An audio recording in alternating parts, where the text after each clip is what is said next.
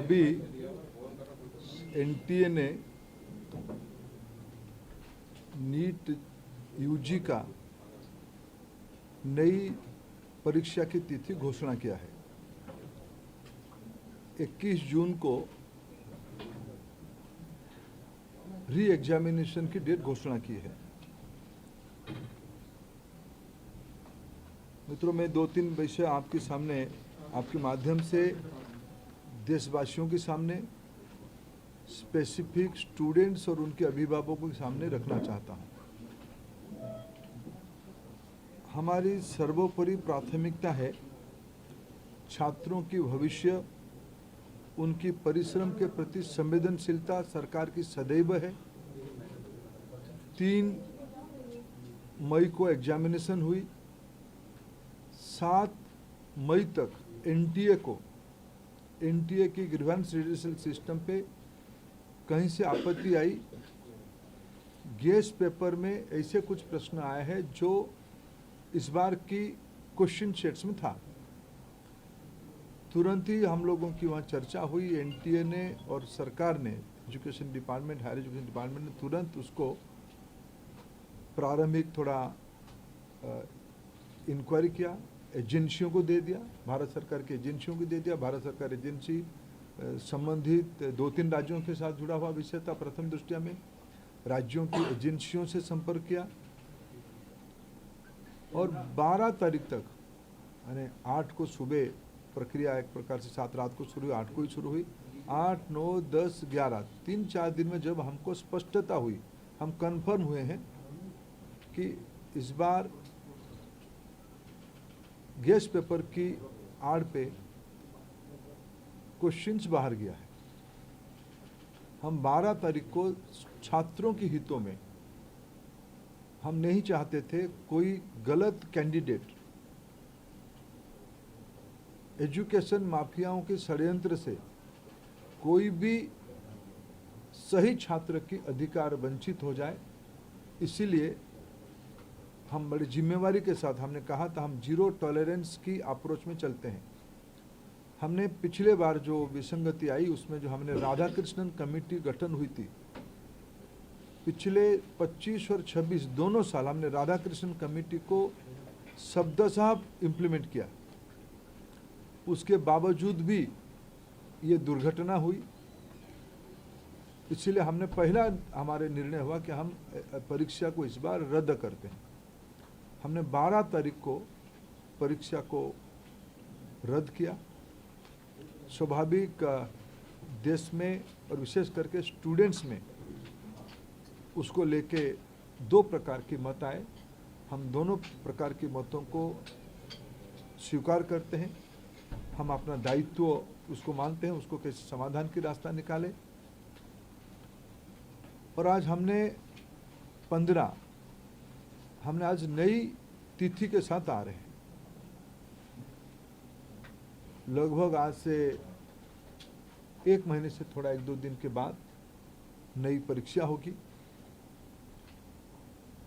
हमारी अप्रोच वही रहेगा, हम zero tolerance to mall practices.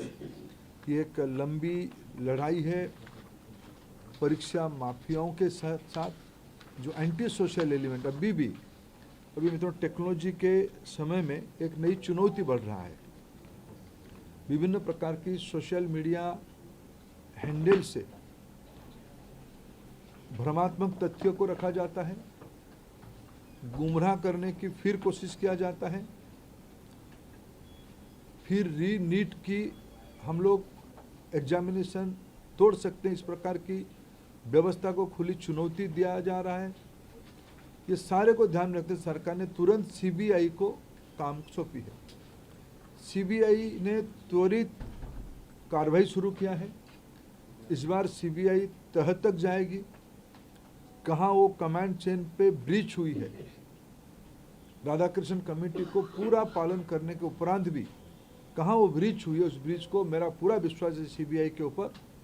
और जो संबंधित एजेंसी उनके साथ काम करे, सरकार की पूरी माइटी, सरकार की पूरा नेतृत्व, सभी विभाग उसमें से गंभीरता से इसको लेते हुए, शीर्ष तो नेतृत्व उसके लेके खूब दायित्व लिया है, चिंता कर रहा है। हम इस बार माल प्रैक्टिस होने नहीं देंगे। जो भी दहशतगर्द घूम रहे हैं उनको मैं आपके माध्यम से विषय रखना चाहता हूं।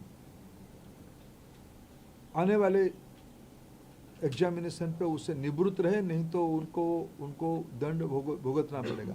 और मैं समाज को अपील करना चाहता हूं, विशेष करके सभी विद्यार्थियों का, कोई निर्भय होकर परीक्षा में, सरकार आप ही के साथ है, आप ही के हितों में मेरिटियस स्टूडेंट्स की, मेधावी छात्रों के पक्ष में निर्णय लिया गया है।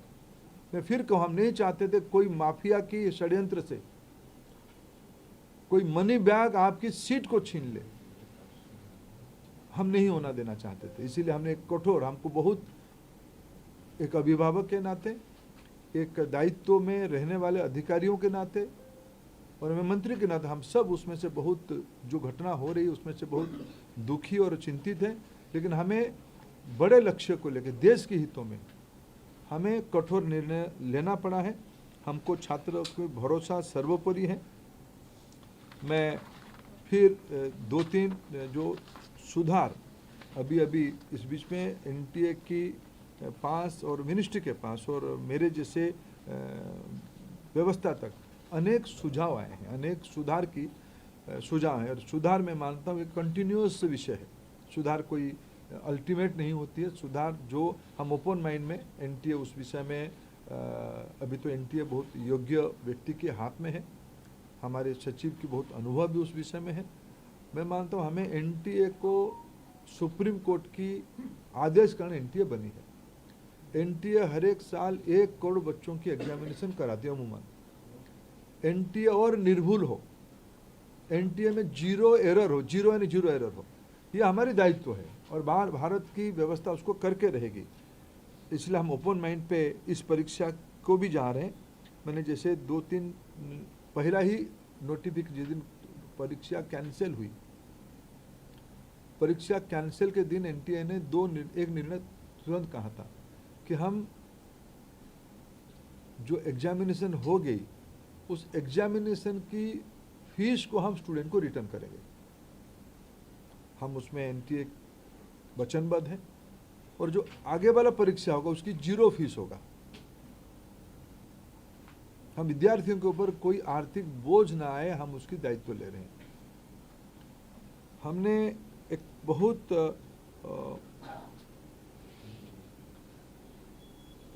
जो शहर में विद्यार्थी परीक्षा देता है, एक बार एनटीए, एक विस्तार से एनटीए का एनेक्सर आपको देगा, कोरिनियम आपको आगे देगा डिटेल, शाम तक आपको फिर एनटीए के पब्लिक बने प्रेस नोट के माध्यम से।